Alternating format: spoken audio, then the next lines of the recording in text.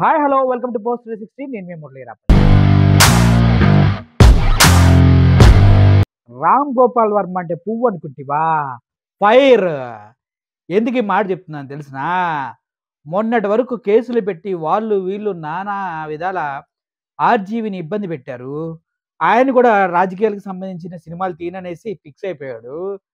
కానీ ఆయనకి జైల్లో పెడతానికి జరిగిన ప్రాసెస్ మొత్తం పైన సినిమా తీస్తారంటే నాకన్నా టీవీ ఛానల్లోలే పెద్ద డైరెక్టర్లు వాళ్ళు సృష్టించిన కట్టుకథలు రామ్ గోపాల్ వర్మ గెస్ట్ హౌస్‌లో ఉన్నాడు.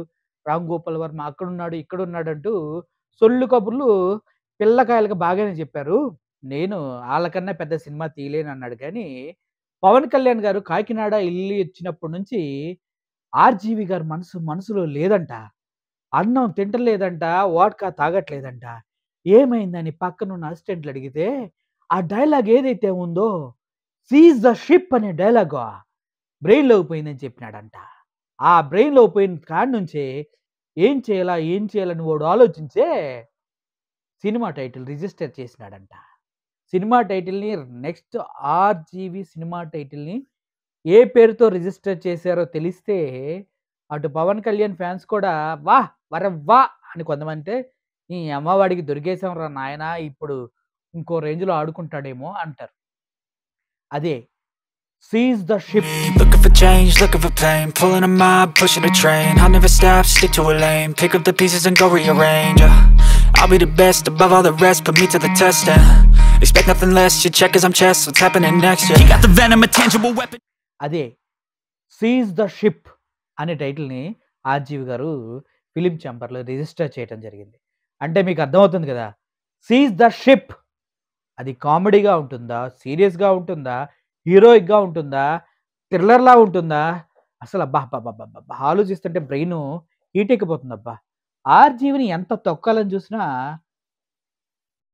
అనగడు. ఎందుకంటే సెల్ఫ్ రెస్పెక్ట్ ఉన్నవాడు, మాట మీద నిలబడేవాడు. ఒకవేళ తప్పు చేస్తే తప్పు చేశానని నిర్మొహమాటంగా ఒప్పుకునే క్యారెక్టర్ ఆర్‌జీవిది. ఇప్పుడు పవన్ కళ్యాణ్ కాదు, చంద్రబాబు నాయుడు కాదు, ఇంక ఎవరు కూడా ఆర్‌జీవిని టచ్ చేసేంత సాహసం ఇప్పట్లో చేయరు. ఎందుకంటే ఆల్రెడీ కోర్టు అన్ని విధాలా ఆయనకి ఫ్రీనెస్ ఇచ్చేసింది. ఇప్పుడు 'సీజ్ ద షిప్' అనే మూవీని ఏ రేంజ్‌లో తీస్తాడో ఒకసారి ఆలోచించాలి. సో, ఓవరాల్‌గా పవన్ కళ్యాణ్ గారికి మేమంతా థాంక్స్ చెప్పుకుంటున్నాము. ద గ్రేట్ ఆర్‌జీవి గారికి అద్భుతమైన టైటిల్‌ని ఇచ్చినందుకు. 'సీజ్ ద షిప్' అబ్బా! ఏం పవర్ ఉందబ్బా డైలాగ్‌లో. షిప్పు షీజ్ అయినా అవ్వకపోయినా డైలాగ్‌లో మాత్రం సూపర్ పవర్ ఉంది అని ఆలోచించో ఏమో ఆర్‌జీవి గారు నెక్స్ట్ మూవీ టైటిల్‌ని 'సీజ్ ద షిప్‌గా రిజిస్టర్ చేశారు.